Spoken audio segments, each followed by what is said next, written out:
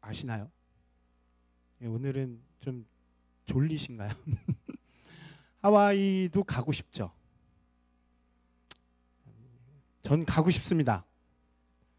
근데 하와이 중에서도 정말 아름다운 섬이라는 거죠. 보이시죠? 되게 멋있대요.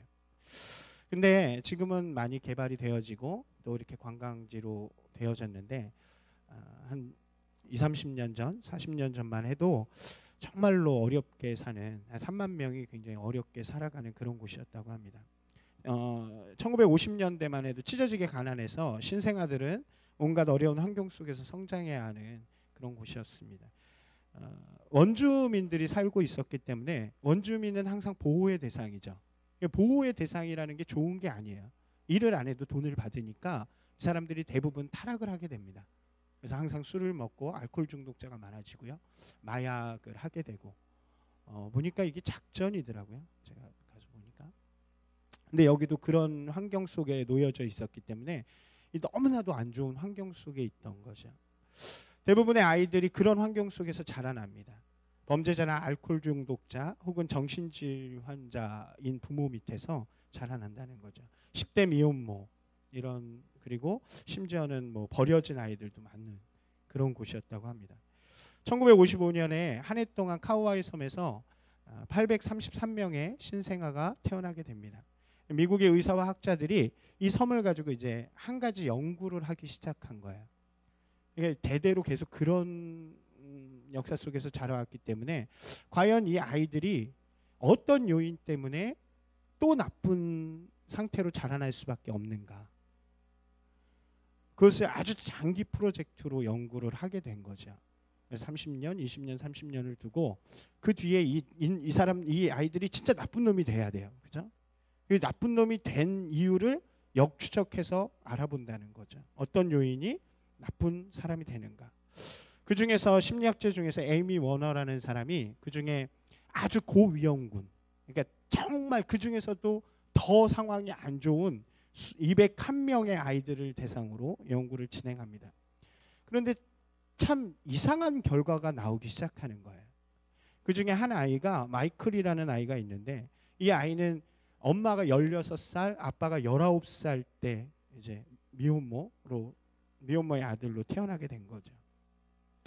이 아이가 10살이 되었을 때 4명의 아이를 두게 되는데 엄마가 이 4명의 아이들을 두고 집을 나가게 됩니다. 버림을 받은 거죠. 그리고 이 아버지가 군대를 갔다가 와서 다시 그 여자랑 살면서 4명의 아이들을 낳고 엄마가 도망간 다음에 이 능력이 없으니까 일을 못하는 거예요. 그래서 할아버지 집이죠. 그의 아버지 집으로 들어가게 됩니다. 놀고 먹는 거예요. 어린 시절부터 놀고 먹는 아빠, 그리고 집에서 맨날 싸우는 그런 모습들을 보면서 이 아이가 자라난 거죠. 그런데 이 에이미 워너의 이 연구의 목적대로라면 이 아이가 굉장히 이상하고 나쁜 아이가 돼야 돼요. 근데 이 아이를 19년 후에 살펴보니까 이 아이가 그렇지 않더라는 거예요. 이 성적이 상위권이에요. 우리나라에서 보는 수능 같은 거를 미국에서 보는데 10%에서 1%로 막 성장하는, 학교에서는 막 선생님들한테 칭찬을 받고 또 운동도 잘하고 뭐 이런 아이가 된 거죠. 교우 관계도 너무나도 좋다고 칭찬을 받습니다. 누가 봐도 마이클 같은 아이, 마이크 같은 제자를 두고 싶다라고 이야기할 정도의 아이가 되었습니다. 이 예외가 생겨난 거죠. 근데 에이미 워너가 되게 행복했을까요? 그렇지 않죠. 에이미 워너의 목적은 못된 놈을 왜 못되게 되었는가를 발견하는 건데 좋은 놈이 생긴 거예요.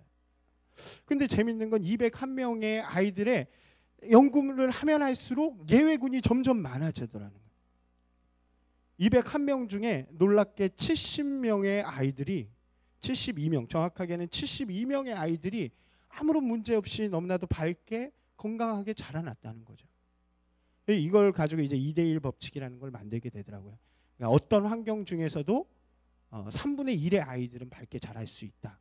그런 이제 사회학적 방법인데요. 하여튼 에이미 워너의 연구에는 문제가 생겨나기 시작했어요. 이 3분의 1이 된다는 건 이거는 예외군이 아니거든요. 잘못된 연구 주제인 거죠.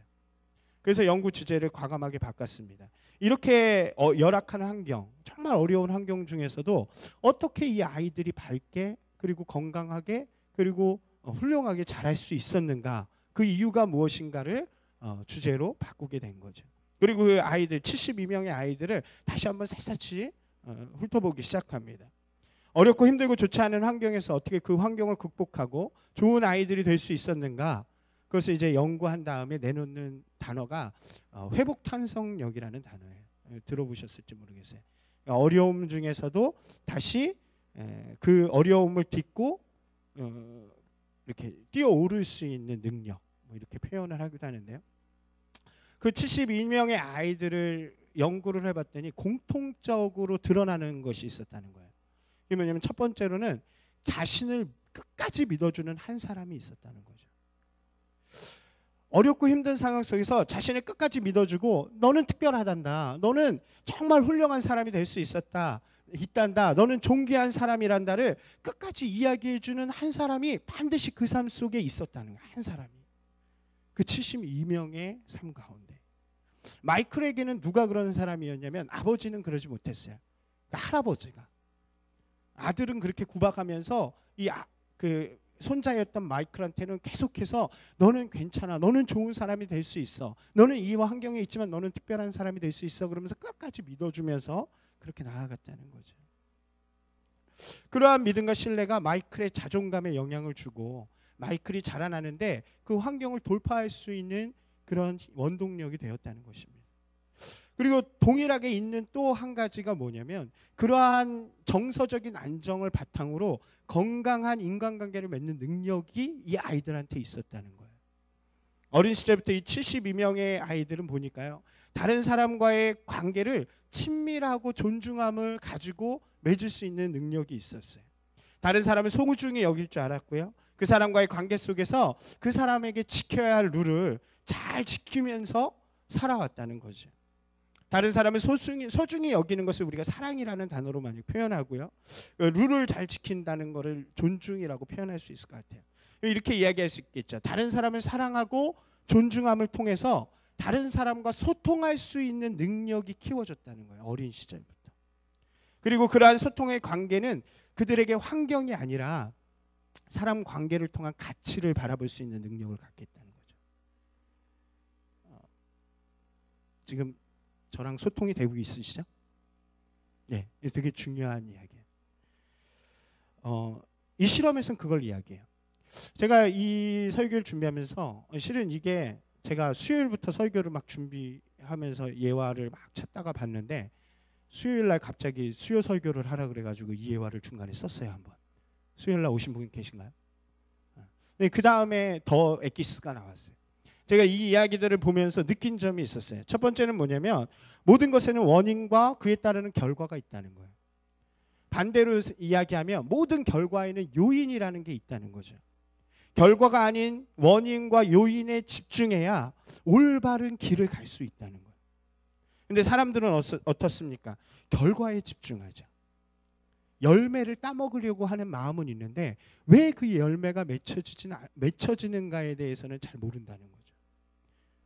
무엇을 추구해야 합니까? 요인을 추구하는 사람이 되어야 된다는 거예요. 두 번째 느낀 것은 뭐냐면, 사랑을 나눠주는 한 사람을 통해서 사람이 변화될 수 있다는 거죠.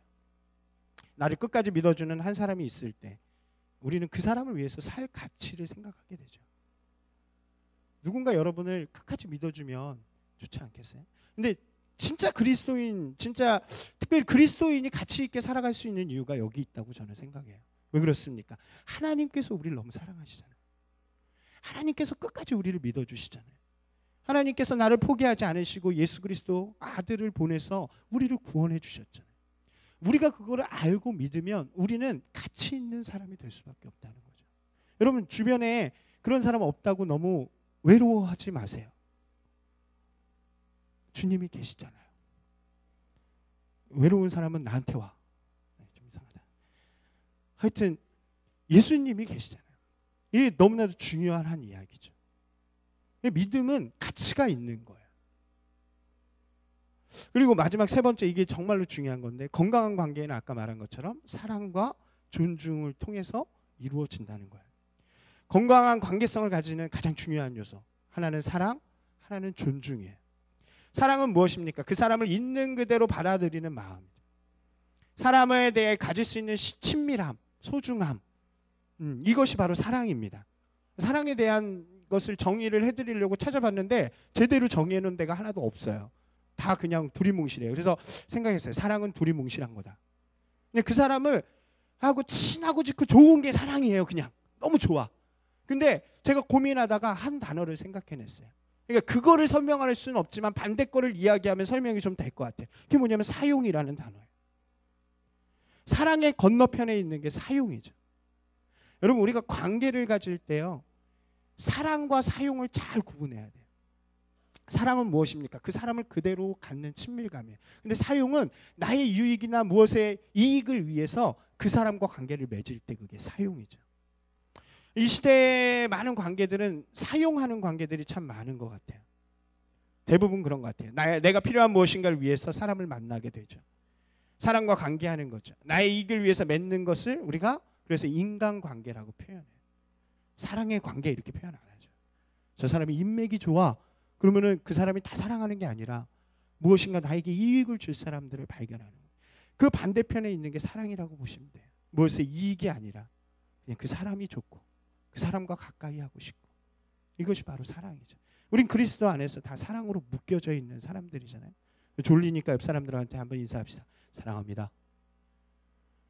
사랑한다고 할 땐 목소리를 깔아야 돼요. 사랑합니다. 이게 사랑이죠. 사랑이 있을 때 진정한 관계가 생겨난다는 거예요. 근데 이 이야기를 통해서 제가 본 것은 사랑만 있으면 안 된다는 거예요. 사랑하고는 반드시 함께 가야 되는 게 존중함이에요. 이게 너무나도 중요한 단어입니다. 존중은 무엇입니까? 상대방이 가진 것을 인정하고 그것을 세워주는 것을 의미합니다. 즉 상대방의 입장에서 행동하는 것이 바로 존중이라고 이야기할 수 있어요. 예를 들어 볼게요. 사랑은 있는데 존중이 없으면 그것은 일방적이고 자기중심적인 거죠. 어떤 관계가 그렇습니까? 강아지에게 주는 사랑이 그렇죠. 강아지에게 사랑을 주면서 너 오늘은 초코 사료가 먹고 싶니? 딸기 사료가 먹고 싶니? 이 강아지가 초코요 뭐 이래가지고 먹는 관계는 없잖아요. 오늘은 목욕을 시켜줄까? 그런 거 없죠. 내 마음대로 야 너 오늘 더럽네 목욕해라 그리고 아우 행복하지? 이렇게 하죠. 이게 존중함이 없는 사랑이죠. 이 인간적인 관계로 여기면 스토킹 같은 거죠. 내가 사랑하니까 내 마음대로 하는 거. 상대방이 어떤 생각을 하든지 저는 만났던 자매 중에 그런 자매가 있었어요. 그러니까 만났다는 것은 그냥 아는 관계를 의미하는 거예요. 요즘에 설교에 위험한 얘기를 너무 많이 해서 조심해야 돼요. 제가 만난 자매 중에 호주에서 만난 자매거든요. 근데 호주에 도망 온 거예요. 친해져서 얘기를 나눠보니까 왜 그런가 했더니 남자친구를 사귀었는데 처음엔 너무 잘해주다가 이 남자가 어느 순간부터 때리는 거예요. 그런 사람 본 적 있어? 없으면 말을 막 때리는 거예요. 근데 여러분 TV에서 많이 봤잖아요. 때린 다음에는 어떻게 해요? 더 잘해. 아침에 와가지고 꽃다발을 앵겨주면서 뭐 내가 다 널 사랑해서 그래. 근데 그게 너무 지속이 되니까 그리고 여자가 웃긴 거는 그걸 못 벗어나요. 여자들은 웃겨. 사랑한다는 말이 중독되나 봐. 그러니까 그걸 못 벗어나. 그래서 친구하고 가족이 보냈어요. 호주로. 그래서 멀리 떨어져서 생각해 보니까 이게 잘못됐다는 걸 알게 되는 거예요. 이게 존중함이 없는 관계죠. 여러분 존중함이 없으면 문제가 생겨요. 이제 청년들이니까 여러분들한테 좀 그 얘기를 할게요. 여러분 연애하고 결혼할 때 사랑보다 중요한 게 존중이에요. 사랑보다 중요하진 않죠. 사랑이 관계를 만드니까 사랑만큼 중요한 게 존중이에요. 그러니까 이 관계를 조심해야 돼. 내가 생각해봤는데 너무 사랑한다고 생각하고 만나는데 그 상대방이 나를 존중하지 않는다고 느껴요. 무시한다고 느끼면 그건 다시 한번 생각해보든지 대화를 통해 풀어야 돼요. 사랑이 그걸 앞서버리면 나중에 문제가 돼요. 왜냐하면 사랑은 식는 거예요. 진짜예요. 안 믿지? 목사 말을 안 믿으면 안 되는데. 그거 반대로 얘기할 수 있겠죠. 여러분이 누구를 만나는데 내 마음속에 얘가 너무 좋아. 근데 자꾸 무시하는 마음이 생겨요. 그럼 그것도 조심하셔야 돼요. 그 관계도 힘든 관계가 될 수 있어요. 왜냐하면 관계, 소통은 사랑과 존중이 함께 갈 때 이루어지는 거예요. 그래서 여자들이 알지도 못하면서 하는 말 있잖아요. 어떤 사람하고 만나고 싶어요? 제가 존경할 수 있는 사람과 만나고 싶어요. 이게 무의식적으로 아는 것 같아요. 진짜 그런 사람을 만나야 돼요. 상대방도 나를 존중해 주는 사람. 존중이 없는 관계는 서로 무시할 수 있기 때문에 위험할 수 있죠. 반대로 사랑이 없는 관계는 아까 이야기한 것처럼 사용하는 관계가 되는 거예요. 진짜 우리가 원하는 소통의 관계가 이루어질 수 없죠. 이 세 가지를 느끼면서 제가 본 게 무엇이냐면 우리와 하나님의 관계도 마찬가지라는 거예요. 우리와 하나님의 관계, 사랑의 관계라고 말씀을 드렸죠. 하나님은 우리를 사랑하시기 위해 창조하셨고 과거에도 사랑하셨고 지금도 사랑하시고 우리를 사랑하시기 위해 예수님도 주셨다고 말씀드렸잖아요. 그리고 지금도 우리를 향해서 사랑하기를 원하시고 사랑받기를 원하시는 게 하나님의 마음이에요. 성경에서 끊임없이 이야기하는 거예요. 하나님은 우리를 만드시고 사랑하시고 사랑받기를 원하세요. 그리고 우리의 사랑을 받는 것, 그런 친밀한 관계성 속에 있기를 원하는 거죠. 우리가 그 관계성 안에 있기를 원한다면 하나님을 사랑하는 것이 중요하고요. 그만큼 더 중요한 것이 하나님을 존중하는 거예요. 이게 두 가지가 하나님과의 관계성에도 있다는 거죠. 그럼 이렇게 이야기할 수 있겠죠. 하나님을 사랑하는 것은 무엇입니까? 하나님이 친밀해야 돼요. 하나님이 좋아해야 돼요. 여러분 이게 중요해요. 우리가 입으로는 늘 말하잖아요. 하나님 좋아해요, 사랑해요, 사랑합니다. 근데 한 번도 생각을 안 해. 아니죠. 하나님이 친밀해져야 돼요. 진짜 사랑하면. 하나님이 좋아해야 돼요. 하나님 앞에 나아가는 게 즐거워야 돼요. 그리고 존중함이 있어야 돼요. 하나님을 존중한다는 건 무엇입니까? 하나님의 뜻을 알고 하나님이 원하시는 마음을 알고 그것을 내 삶 가운데서 이루어 드리려는 노력이 있는 거예요. 그게 존중하는 거죠. 하나님이 눈에 보이지 않아요. 하나님이 우리와 같이 있는 것 같이 보이지 않아요. 그래서 우리는 하나님 존중하는 것을 너무 쉽게 포기하는 것 같아요. 그러나 하나님께서는 분명하게 말씀하시죠. 사무엘상 2장 30절 말씀이에요. 나를 존중히 여기는 자를 내가 존중히 여기겠고 나를 멸시하는 자를 내가 경멸하리라. 한번 같이 읽을까요? 그게 시작.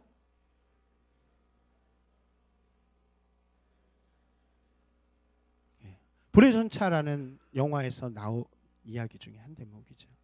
그 주인공이 100m를 포기하고 400m를 뛰기 전에 그때 그 트레이너가 그의 손에 쪽지를 쥐어줬는데 저 단어가 있는 거예요.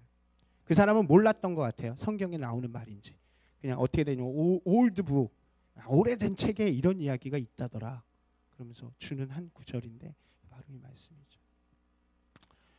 하나님과 사랑의 관계 속에 하나님의 약속을 따르는 삶이 바로 우리가 지금 이야기하고 있는 하나님 나라에서 사는 하나님 자녀의 삶인 것입니다.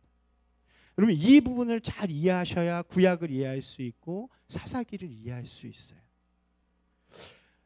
제가 지난주 말씀드렸죠. 그렇게 하나님 나라의 백성으로 하나님 나라의 자녀로 살아갈 때 우리가 누리는 축복이 있다고 말씀드렸어요. 기억하시나요? 세 가지? 그렇습니다. 기억해 보세요. 아주 쉬워요. 첫 번째, 의. 그리고 기쁨. 그리고 평강. 하나님이 주시는 의와 기쁨과 평강은 이거는 우리가 하나님의 자녀로서 하나님과의 사랑의 관계 속에 하나님을 존중하는 자녀로서 살아갈 때 우리에게 주어지는 복이에요. 그냥 주어지는 거예요. 의로움, 기쁨, 평안. 하나 더 이야기한다면 형통함. 이게 좀 힘드네요. 어떻게 해야 되죠? 이렇게 네 가지. 이거 기억하셨으면 좋겠어요. 이야기하고 다니셔야 돼요. 믿고 다니셔야 돼요. 내가 하나님의 백성으로 살아가면 하나님께서 의와 기쁨과 평강과 형통을 주신다. 한번 할까요? 내가 하나님의 백성으로 살아가면 이렇게 하셔야 돼요. 이렇게 하시고 이렇게 하고 해야 되나요? 이렇게 하고 자, 여러분 새끼손가락부터 피면 됩니다. 지금 알았어요. 자, 내가 하나님의 백성으로 살아가면 뭐를 주세요? 의와 평강과 순서를 성경적으로 할까요? 제 마음대로 할까요? 의와 기쁨과 평안과 형통함. 이렇게 할게요. 시작. 의와 기쁨과 평안함과 형통함을 주신다는 거예요. 지난주에 제가 이 부분에 대해서 좀 설명을 해드렸는데 다시 설명하긴 좀 나중에 궁금하신 분들은 한번 찾아오세요. 그러면 생각해 보세요. 하나님이 주시는 복은 뭐예요? 의와 기쁨과 평안함과 형통함인데 이거는 결과입니까? 원인입니까? 결과예요, 결과. 그 결과를 바라보는 인생이 아니라 아까 뭐에 집중해야 된다 그랬어요? 원인에 집중해야죠. 그 원인은 뭐예요? 어떻게 하면 이 복을 받을 수 있어요? 하나님 나라 백성, 하나님과의 관계성 속에 있으면 된다는 거예요. 이게 정말 중요한 주제예요. 무엇에 집중할 것이냐? 하나님의 나라에 집중하는 사람이 돼야 되는 거예요. 하나님과의 사랑의 관계에 집중해야 되는 거예요. 하나님과의 이 존중함에 집중하는 사람이 되면 우리 인생 가운데 하나님이 주시는 놀라운 복이 있다는 거예요. 할렐루야. 네, 이게 근데 사람들이 열매를 본다는 거예요. 가나안 정복을 했어요. 이제 성경적으로 좀 이야기해 볼게요. 성경의 이야기입니다. 가나안 정복 여호수아를 통해서 했어요. 하나님의 나라가 준비되어졌어요. 땅도 준비되어졌어요. 그죠? 예, 한번 저 좀 띄워주세요. 지도 보이시나요? 잘? 이게 지중해고요. 이게 이제 갈릴리 바다, 그 다음에 요단강 사해예요. 이 이스라엘 백성들이 쭉 돌아가지고 여기에서 이제 모세가 죽고 여기를 지나가면 여기가 여리고예요. 그림이 이해가 되셔야 돼요. 이 지도를 보는 것도 되게 중요해요.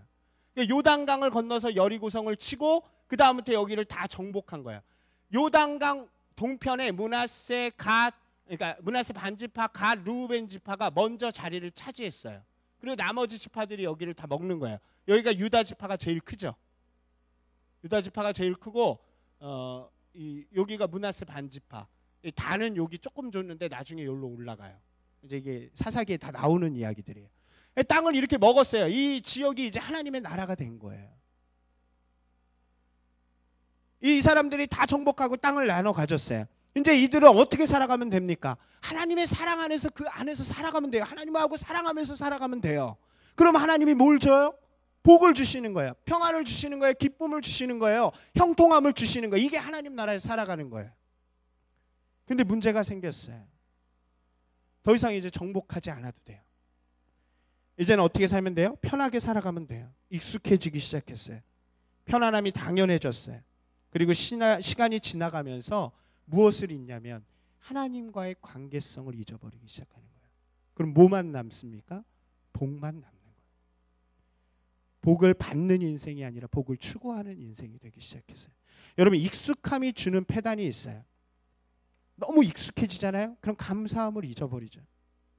더 이상 도전하지 않아요.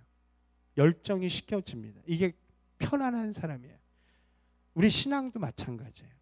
여러분, 신앙의 치열함과 간절함이 없어지고 익숙해지면 그때부터 문제가 되는 거예요. 예배의 자리가 너무 당연해졌어요. 내가 그리스도인이라는 사실이 너무 당연해요. 나는 구원받은 사람이에요. 하나님의 복을 주셔야 하고 나는 사랑받는 것이 익숙해져서 어떤 감동도 없어요. 그럼 이미 우리 안에 있는 뿌리가 병들기 시작했다는 거예요. 주께 예배함이 진정이 돼야 되는데 그냥 시간이 되면 앉아 있어요. 어떤 찬양이 들려 퍼져도 내 손을 들고 하나님을 찬양할 수 없어요. 말씀이 선포되져도 늘 듣는 거예요. 그래, 난 알고 있어. 이해하지.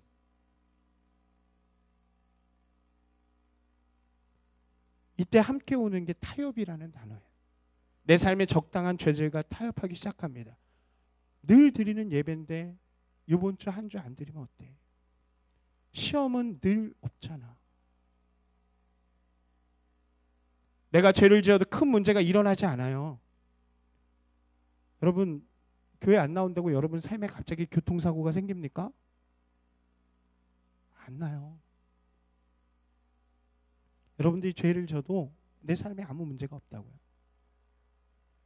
조금씩 삶의 이유를 들면서 죄와 타협하기를 아무렇지도 않게 하는 거죠. 이스라엘 사람들이 이랬어요. 땅을 정복하고 나서 그들의 삶 가운데 아무 문제가 없었어요. 그때 그들이 병들기 시작했어요. 하나님을 잃어버렸어요. 자기에게 주어진 자리에서 더 큰 복, 세속적인 복을 누리기를 원했어요. 그래서 성경은 그들에게 뭐라고 표현합니까? 10절 한번 읽어볼게요. 2장 10절 같이 읽겠습니다. 시작. 다시요. 같이 읽을게요. 시작.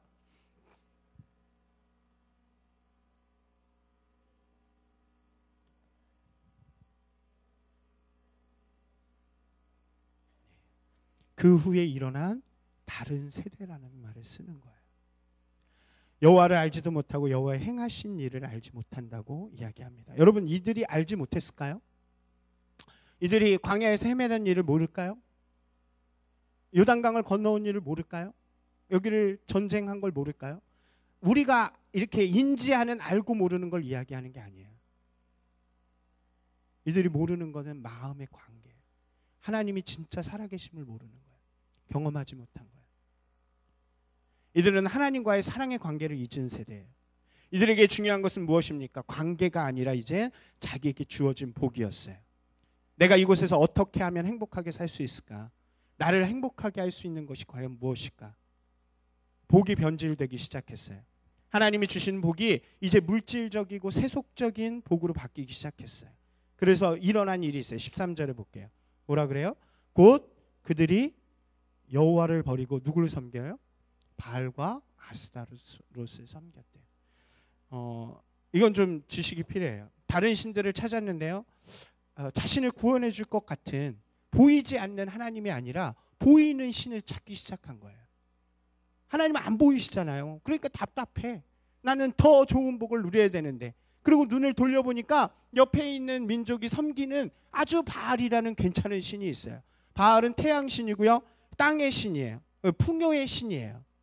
갖다가 뭘 바치면 막 뭐 이렇게 풍성하게 해준대. 검증은 안 됐지만. 그래서 막 자기 애들도 죽이고 그러잖아요. 이게 그 바알을 보는 거예요. 보여지는 걸 보여요. 아스타롯은 누구예요? 아스타롯은 재밌어요. 이 바알의 엄마기도 하고 부인이기도 하고 미의 여신이 되었다가 하여튼 그런데 뭐 하는 여자냐면 다산의 여왕이에요. 김지선이에요. 다산. 그러니까 애를 많이. 근데 여러분 여기 조금 이해하셔야 되는 게 여자 신은 굉장히 성적인 걸 의미해요. 그래서 여신을 섬기는 데는 늘 성적인 문제가 만연하는 거예요. 뭐냐면 쾌락을 이해해요. 쾌락. 아스타롯을 섬긴다는 것은 무엇이냐면 육체적인 쾌락을 쫓는 사람이 되었다는 거예요. 여러분, 의와 평강과 기쁨과 형통은요, 하나님이 주시는 거라 그랬잖아요. 하나님이 구원을 주신 거예요. 하나님이 이 기쁨을 주신 거예요. 하나님의 길을 따라 사는 기쁨을 주신 거예요. 하나님이 주시는 은혜 가운데서 어떠한 시련이 와도 평안함, 하나님이 지켜주신다는 마음 평안함이 있는 거예요. 하나님이 주시는 형통함은 함께 나누는 거예요. 근데 그 복이 변질되기 시작했어요. 더 많은 것들을 갖고 싶어 하는 거예요. 풍요로움이 있어야 돼요. 내 것이 돼야 돼요. 하나님이 주시는 기쁨이 아니라 내 육체를 통한 기쁨을 얻고 싶은 거예요. 나만 갖고 싶은 거예요. 복이 변질되었다는 거예요. 이것을 성경은 범죄하였다라고 이야기하는 거예요. 이러한 백성들을 향해서 하나님께서 반응하십니다. 세 가지 반응을 하시죠. 첫 번째로는 공의를 행하십니다. 공의는 죄에 대해서 심판하심을 이야기하죠. 하나님의 나라를 잃어버리는 자들에게 하나님은 엔샬롬의 시대를 주는 거예요. 지난주에 샬롬의 시대에 말씀드렸죠. 샬롬은 이 하나님 나라의 백성으로 살아가면 복을 받는 그게 샬롬이에요. 하나님이 그걸 뒤집으시고 엔샬롬의 시대를 주세요. 14절 15절이죠. 뭐라고 이야기합니까? 하나님께서 진노하셔서 그 주변 나라들을 통해서 이스라엘을 치기 시작하십니다. 고난의 때가 온 것입니다. 더 이상 하나님의 보호하심이 없어졌음을 의미해요. 이 샬롬의 시대는 뭐냐면 지난주에 얘기한 걸 잠깐 말씀드리면 왕과 군대가 없다 그랬잖아요. 사사기 이스라엘에는 왕과 군대가 없어요. 그 주변 나라는 다 있는데. 근데 신기한 건 하나님의 샬롬의 시대에는 절대로 공격을 안 해오는 거예요. 왜? 하나님이 보호하시니까. 근데 범죄하니까 하나님이 보호하심을 걷어갔어요. 어떤 일이 일어나요? 주변에서 공격하기 시작하는 거예요. 괴롭힘을 당하는 거예요. 힘듦이 오는 거예요. 평안을 잃어버렸어요. 기쁨을 잃어버렸어요. 이게 바로 엔샬롬의 시대예요. 우리가 여기서 눈여겨봐야 하는 것은 엔샬롬의 시대, 공의를 베푸시는 하나님도 사랑이라는 거예요. 왜 그렇습니까? 그 일을 통해서 이스라엘 백성들이 돌아오게 하기 위함입니다. 하나님은 사랑하시는 하나님이에요. 너무 가슴이 아팠어요. 내 백성인데, 내 민족인데 내 뜻대로 안 사는 거. 그렇기 때문에 그 엔샬롬을 통해서 돌아오게 만드는 거예요. 그리고 돌이킬 때 실제로 그들을 회복시키시죠. 어떤 방법으로요? 두 번째가 사사를 통해서 이스라엘을 회복시키시는 거예요. 사사는 엔샬롬의 시대에 일어나서 샬롬의 시대로 만드는 사람이에요. 하나님께서 부르신 사람들이에요. 하나님께서는 고통 가운데 이스라엘의 부르짖음을 듣고요, 사사를 세우십니다. 그리고 사사는 일어나서 모든 적들을 물리치는 거예요. 우리가 다음 주부터 사사에 대해서 한 명씩 쭉 볼 거예요. 사사가 일어나서 자기를 겁박하는, 이스라엘을 겁박하는 모든 민족을 물리친 다음에 그냥 끝나요? 아니에요. 샬롬의 시대를 선포하는 거예요. 모든 죄악된 뿌리들을 제거하는 거예요. 이게 사사의 역할이었어요. 일어나서요. 엔샬롬의 시대를 물리치고 샬롬의 시대를 이끄는 거죠. 근데 재밌는 건요, 오늘 말씀에도 나왔지만 사사의 시대 때만 그랬다는 거죠. 그 사사가 죽고 나면 또 끝났어요. 이번 사사는요, 그 시대를 구원하는 사람이에요. 다른 시대를 구원하는 사람이 아니었어요. 마지막 세 번째로는요, 특이한 것은 문제를 남겨두셨다는 거예요. 여기 마지막에 21, 22, 23절의 이야기가 그건데요. 이 아까 지도에 보면 거기에 다 원래 7족속이 다 살았어요. 아까 봤을 때는 꽉 빽빽히 메어져 있었잖아요. 근데 실제로는 거기에 족속들이 다 물리쳐지지 않고 남아져 있었다는 거예요. 여호수아가 죽을 때 남겨둔 이방 민족들이 있었다는 거죠. 근데 하나님께서 그들을 다 안 내치셨어요. 그대로 놔두셨다는 사실이죠. 제가 왜 그랬을까를 고민했어요. 3장에 보면 이야기가 3장 6절까지 계속이 돼요. 읽어보면서 느낀 것은 이것도 사랑이라고 생각을 했어요. 왜 그렇습니까? 여기 성경에는 22절에 이렇게 이야기해요. 한번 읽어볼게요. 22절 시작. 제가 너무 빠른가요? 같이 볼까요? 22절 다 같이 시작.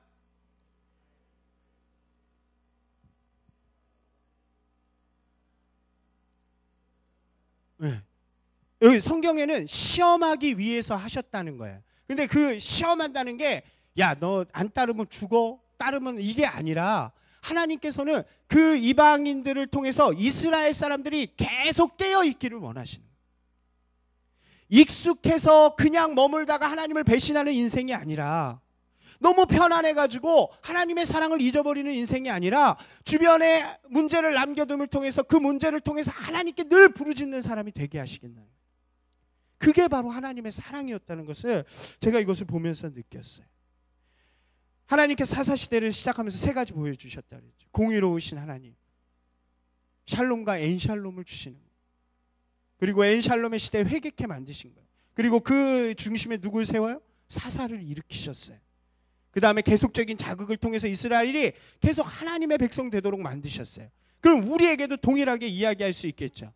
우리가 보아야 할 것은 무엇입니까? 우리에게 샬롬과 엔샬롬의 시대가 있다는 거예요.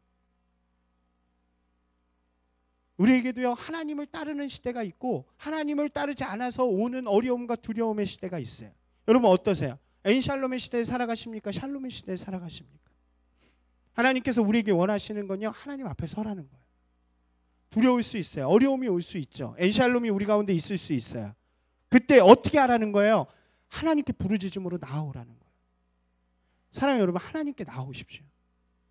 어려움이 있잖아요. 힘들잖아요. 마음의 고통이 있잖아요. 어디 가서 치유되는 것이 아니에요. 우리 가운데 주신 하나님 앞에 설 때에 하나님이 우리를 회복시켜 주시는 거예요. 그게 샬롬의 시대예요. 순종하는 자녀로서 하나님 앞에 서는 것. 여러분, 그를 위해서 가장 중요한 건요, 진짜 그리스도인이 되려면 매일매일 서는 사람이 돼야 돼요. 제가 요즘에 좀 치열하게도 느끼는 것 같아요. 사람의 힘으로는 할 수 없구나. 저도 그래요. 하루라도 하나님 앞에 떨어져 있으면 자꾸 인간적인 마음이 들고요, 뭔가 욕심이 들고요, 세속적인 마음들이 자꾸 들어요. 하루하루 하나님 앞에 서야 돼요. 그래서 하루하루 말씀을 읽어야 되는 거예요. 꼭 몰아익는 사람들이 있어요. 1년에 3일 이렇게 몰아익지 마시고 하루에 꼭 하나님 앞에 서는 여러분들 되세요. 약속하세요. 옆 사람하고 하루에 꼭 서자. 하나님 앞에 꼭 서자. 우리 보면 연인들이 몇 명 있어요. 연인들은 같은 시간에 같이 하자 그래. 빨리 해. 내가 확인할 거야. 연인들은 다. 연인이 없는 억울한 청춘들은 지들끼리 하세요. 좀 하자 우리. 속회해서 하세요. 여러분 정말로 하나님 앞에 하루에 한 번씩 서는 게 중요해요. 그게 돼야 내가 항상 주님과 동행하는 사람이 돼요. 그렇지 않으면 절대로 하나님의 뜻 가운데로 설 수 없어요. 약속해줘. 죄송합니다. 분명하게 여러분들한테 말씀드릴게요. 여러분 하루에 한 번씩 주님 앞에 서세요. 매일매일 서세요. 아멘 하세요. 제발 좀 하세요. 아멘. 제가 몇몇 이렇게 확인할 때가 있어요. 확인할 때마다 제 마음이 무너질 때가 있어요. 그래도 저는 포기하지 않습니다. 저는 강한 남자니까요. 여러분 확인할 때 여러분들의 음성 가운데 예 제가 하고 있습니다. 그런 음성을 좀 들었으면 좋겠어요. 할렐루야. 두 번째 하나님이 세우시는 한 사람이 되어야 돼요. 하나님 부르실 때가 있어요. 여러분 부르실 때가 있어요. 그때 일어서는 분이 되셨으면 좋겠어요. 과거의 어떤 영웅이 우리를 구원하지 못해요. 내가 그 영웅이 돼야 돼요.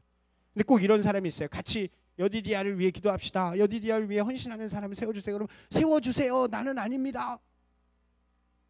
여러분 내가 그 사람이 돼야 돼요. 하나님이 세우시는 한 사람. 근데 가끔씩 내가 아닐 때가 있어요. 딴 사람을 세우실 때 있어요. 근데 보니까요. 사사가 섰을 때 나머지 사람들이 그렇게 잘 따르는 거예요. 여러분 누군가 한 명이 서서 앞서 나가면 그 사람을 끌어내리려고 그러지 마세요. 우리나라 특유의 문화예요. 누군가 갑자기 앞서 달려가면 자꾸 끌어내려. 여러분 그 사람을 위해서 내가 서포트하는 사람이 되면요. 그 사람이 가는 것만큼 내가 가는 거예요. 우리 가운데도 그런 일이 있었으면 좋겠어요. 머물러 있지 마세요. 나는 아니다. 아니, 그런 거 없어요. 다 같이 함께 갈 때 하나님께서 그 세대를 일으키시는 거예요. 그 세대를 통해서 이 세상을 변화시키는 거예요. 저는 여디디아가 그런 곳이 됐으면 좋겠어요. 여디디아가 정말로 이 세대를 변화시키는 곳이 되었으면 좋겠어요. 여러분이 여러분 가정에서 사사가 되길 소망합니다. 여러분의 직장에서 사사가 되길 소망합니다. 여러분의 관계 속에서 사사가 되기를 소망합니다. 주님, 제가 여기 있사오니 여러분 잘 아시죠? 이사야의 고백. 누가 우리를 위하여 갈구하는 하나님의 그 음성 가운데 하나님, 주님, 제가 여기 있습니다. 나를 사용하여 주세요. 한번 따라서 할까요? 하나님이 저기 거기 좀 해주세요. 아니요. 다음 거요? 그 다음 거요? 예, 같이 시작. 인나이다 너무 좀 가식적이에요. 주님 제가 여기 있습니다. 나를 사용해 주세요. 한번 해볼까요? 시작. 굉장히 힘이 안 돼요. 파워풀하게 주님 제가 여기 있습니다. 나를 사용해 주세요. 여러분의 삶의 고백이 되었으면 좋겠어요. 마지막에 우리 삶에 항상 문제가 있다는 거예요. 여러분 이걸 잘 기억하셔야 돼요. 우리가 아무리 은혜로 살아도요. 그리고 아무리 믿음으로 살아도요. 우리 삶에는 문제가 있어요. 근데 여기에 제가 오늘 이거에서 아까 말씀드린 것처럼 은혜를 받았어요. 문제는요. 우리를 끊임없이 하나님 앞에 서게 하는 거예요. 감사하시면 좋겠어요. 문제가 생겼어. 그럼 이렇게 숨지 마시고 야, 또 문제야. 이 문제를 통해 내가 하나님께도 나아가겠다. 그래서 제가 이렇게 썼어요. 여기다가 문제는 하나님의 시험지이다. 여러분 어렸을 땐 시험이 너무 쉬워요. 그죠? 대학생이 되면 너무 어려워지는 거야. 남들은 못 풀어. 공부한 나만 풀 수 있는 문제. 여러분이 성장하면 시험지가 어려워지는 거예요. 근데 그 시험을 통해서 어떤 일이 일어나요? 지경이 넓어지는 거예요. 여러분 우리에게 문제를 주신 것은 우리가 하나님께 더욱더 나아가서 그 나아감을 통해서 우리 지경이 넓어지는 거예요.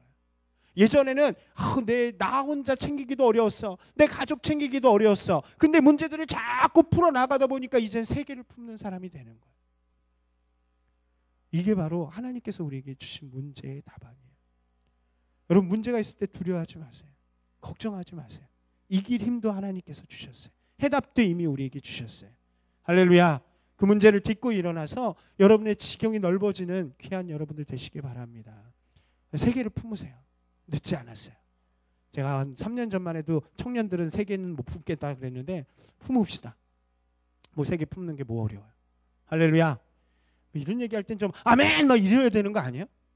3개를 품읍시다. 뭐 가족만 품든가 어쨌든 품읍시다. 할렐루야. 네, 그래서 좀 담대하게 나아갑시다.